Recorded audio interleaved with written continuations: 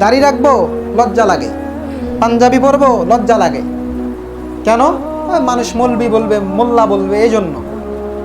এই যে লজ্জাবোধ, এই লজ্জাবোধের কারণে মানুষ কি হয়? দিন থেকে দূরে সরে যায়। অথচ আল্লাহ সুবহানাহু ওয়া তাআলা বলেছেন, ইন্নাদ দীনা ইনদাল্লাহিল ইসলাম, আল্লাহর কাছে একমাত্র মনোনীত ধর্ম ইসলাম। একমাত্র বলতে ইসলাম ছাড়া অন্য কোনো ধর্ম এলাও না, ক্যান্সেল। তো এখন আমি আপনাকে একটা উদাহরণ দেই। মনে করেন পৃথিবীর একমাত্র দামি জিনিসটা আপনার কাছে। মনে করেন এখানে আপনারা যারা আছেন, আপনাদের কাছে একমাত্র দামি জিনিস একজনের কাছে আছে। এখন ওই লোকটা কি গর্ববোধ করবে না মনে মনে, যে আমার কাছে সবচেয়ে দামি জিনিসটা আমার কাছে? তিনি গর্ববোধ করবেন যে আমার কাছে একমাত্র দামি জিনিস, এই দামি জিনিসটা আর কারো কাছে নাই। তো ইসলামটা একমাত্র ধর্ম যেটা আল্লাহ সুবহানাহু ওয়া তাআলার কাছে গ্রহণযোগ্য।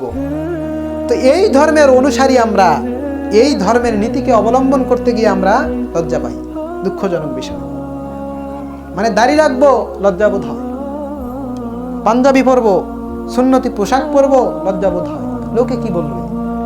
লোকে বলবে মোল্লা, লোকে বলবে এতদিন খারাপ কাজ করছে, জুয়ার আসরে সেদিনও বসা দেখলাম, এক খারাই লোকটা ভালো হয়ে গেল। এই যে একটা লজ্জা,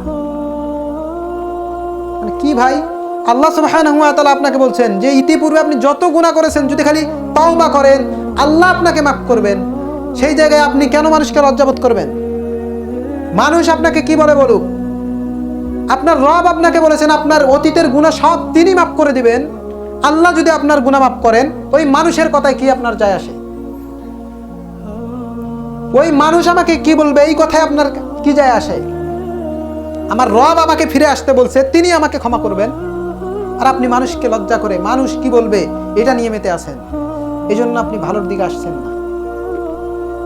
আপনি খারাপ কাজ করেছেন 80 বছর, আপনার রব যে আপনাকে বলতেছে যে আপনার এই 80 বছরের গুনাহকে সওয়াবে পরিণত করে দেবে, ভালোর দিকে আসতে আপনার সমস্যা কোথায়? 10 জন আপনাকে বলতে পারে যে আপনি আগে খারাপ ছিলেন, বলতে পারে সে, তার মন চায় সে বলুক, আপনি ভালোর দিকে আসেন। তার ফল সে পাবে, আপনার ফল আপনি পাবেন। আপনি ভালোর দিকে আসেন। আপনার নিজের বুঝটা আপনি নিজে বোঝেন। কিয়ামতের দিন আপনার হিসাব কেউ দিবে না।